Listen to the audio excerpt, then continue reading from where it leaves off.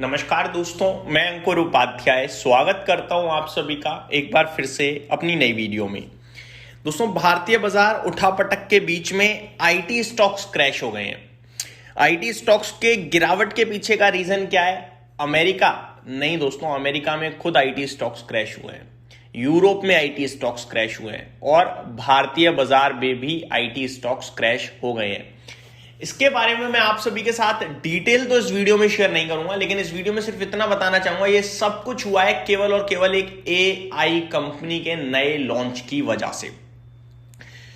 Anthropic एक AI company है US की, उसने एक नया टूल निकाला है जो ऐसी सर्विसेज दे सकता है जो आईटी कंपनियां नॉर्मली सर्विसेज देती हैं।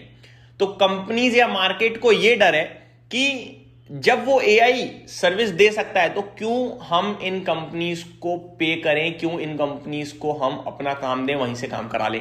तो ये सारी डिटेल्स हैं जिसकी वजह से आईटी स्टॉक्स क्रैश हुए हैं। इससे ज्यादा डिटेल्स मैं अपने दूसरे चैनल पे नेक्स्ट वीडियो में पोस्ट करूंगा। अब बढ़ते हैं आगे दोस्तों मार्केट की तरफ। बाजार में उठापटक भरपूर है। निफ्टी 27 पॉइंट ऊपर है, सेंसेक्स फ्लैट है, बैंक निफ्टी 200 पॉइंट ऊपर है, मिड कैप इंडेक्स फ्लैट, बिल्कुल फ्लैट है और निफ्टी स्मॉल कैप इंडेक्स में आधे % की तेजी है। मार्केट ब्रेथ अभी तक तो अच्छी दिख रही है। 872 शेयर्स पॉजिटिव है, 872 शेयर्स नेगेटिव है, 1870 शेयर्स पॉजिटिव है, यानी कि एक गिरने वाले शेयर के सामने अभी 2 से ज्यादा बढ़ने वाले शेयर्स की संख्या है एनएसई पे। तो अभी तक तो बाजार ठीक ठीक लग रहा है। आईटी क्षेत्र को छोड़ दिया जाए, बाकी मार्केट पॉजिटिव है। सबसे कमाल की बात यह है कि आज आईटी इंडेक्स 6% नीचे है, उसके बावजूद निफ्टी हरे निशान में है। ये काबिलियत तारीफ है क्योंकि आईटी में ना बहुत हैवी वेटेज है। सेकंड नंबर का सबसे हाईएस्ट वेटेज है निफ्टी का। उसके बावजूद भी अगर बाजार हरे निशान में है तो ये तो बिल्कुल ही अलग हो गई बात। ये मान लीजिए आप आउट ऑफ द सिलेबस है। इन्फोसिस अकेले 90 पॉइंट गिरा रहा है निफ्टी को, टीसीएस 40 पॉइंट गिरा रहा है, एचसीएल टेक 18 पॉइंट गिरा रहा है, Tech Mahindra 14 point, Wipro 6 point. तो अगर मैं इन 5-6 आईटी कंपनीज का ही कैलकुलेशन करूं तो करीब 150 पॉइंट की गिरावट तो निफ्टी में इन्हीं की वजह से है। उसके बावजूद आपका निफ्टी अगर 12 पॉइंट भी हरे निशान में तो काबिलियत तारीफ है भाई।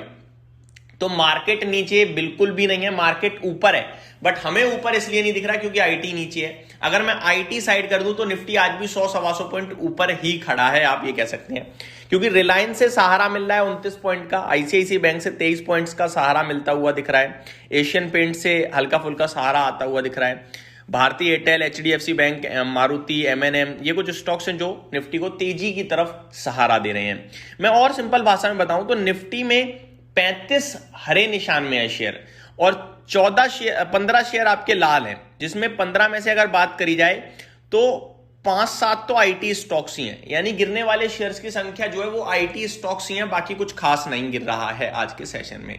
बात करते हैं दोस्तों थोड़ा सा टॉप गेनर, टॉप लूजर और फिर ब्रोकरेज हाउसेस की।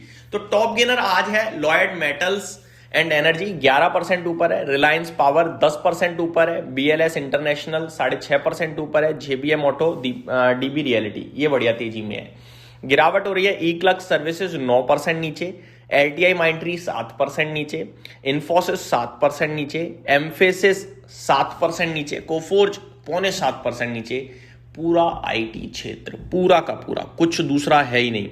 लेकिन दोस्तों वॉल्यूम्स की बात करी जाए, टर्नओवर की बात की जाए तो वैसे तो अभी 2 घंटे होने वाले हैं बाजार खुले हुए। इन्फोसिस में सबसे ज्यादा दिख रहा है 1900 करोड़ का सौदा, हिंदुस्तान कॉपर में 1250 करोड़ का हो चुका है, हिंदुस्तान एरोनॉटिक्स में 1110 करोड़ का हो गया है और बजाज फाइनेंस में 1100 करोड़ का टर्नओवर ऑलरेडी हो चुका है। अब बढ़ते हैं आगे थोड़ा सा स्टॉक स्पेसिफिक, जहां पे ब्रोकरेज हाउसेस की कवरेज आई है। सबसे पहले बात करना चाहूंगा एक्साइड। नमूरा ने अपग्रेड करा है, बाय के लिए 398 का व्यू है। जेपी मॉर्गन ने बजाज फाइनेंस को अपग्रेड करा है ओवरवेट के लिए 1150 के लिए। जेपी मॉर्गन ने इंडस टावर पे न्यूट्रल की रेटिंग दी है 390 के लिए। जेफरीज की तरफ से वरुण बेवरेजेस पे बाय की कॉल को बरकरार रखा गया है 550 रुपए के लिए। गोल्डमैन सैक्स की तरफ से अगर आप माफ कीजिएगा, हाँ जी, गोल्डमैन सैक्स की तरफ से सोलार इंडस्ट्रीज पे बुलिश रेटिंग है, बुलिश है सोलार इंडस्ट्रीज पे, बाय की रेटिंग है बरकरार रखा है 18,360 के लिए। गोल्डमैन सैक्स ने बाय की रेटिंग दी है पिडिलाइट को 1700 के लिए। इन्वेस्टेक की तरफ से अदानी पोर्ट्स पे बाय की रेटिंग है 1850 के लिए। सिटी की तरफ से सेल की रेटिंग आई है एनएमडीसी पे और 72 रुपए का व्यू है। वेदांत फैशन पे मॉर्गन स्टैनली न्यूट्रल की रेटिंग दे रहे हैं 642 रुपीज के लिए। वहीं डॉक्टर अग्रवाल हेल्थ केयर पे मॉर्गन स्टैनली की तरफ से ओवरवेट की रेटिंग को बरकरार रखा गया है 596 रुपीज के लिए।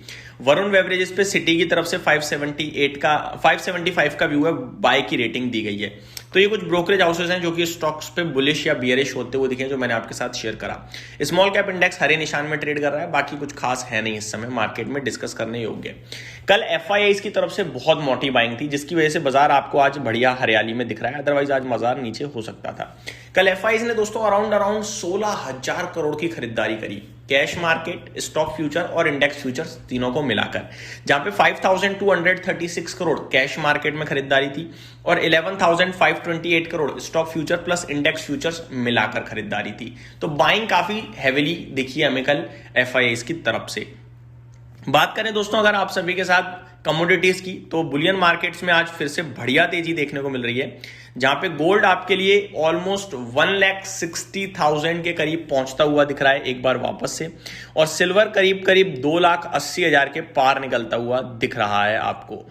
वहीं बात करूं दोस्तों कमोडिटीज की, तो कॉपर आपके लिए फ्लैट टू 0.1% ऊपर है, एल्यूमिनियम में आधे % की तेजी है, जिंक में आधे % की तेजी है, लेड और निकल भी आपके लिए 0.1% के समथिंग ऊपर दिख रहे हैं इस समय।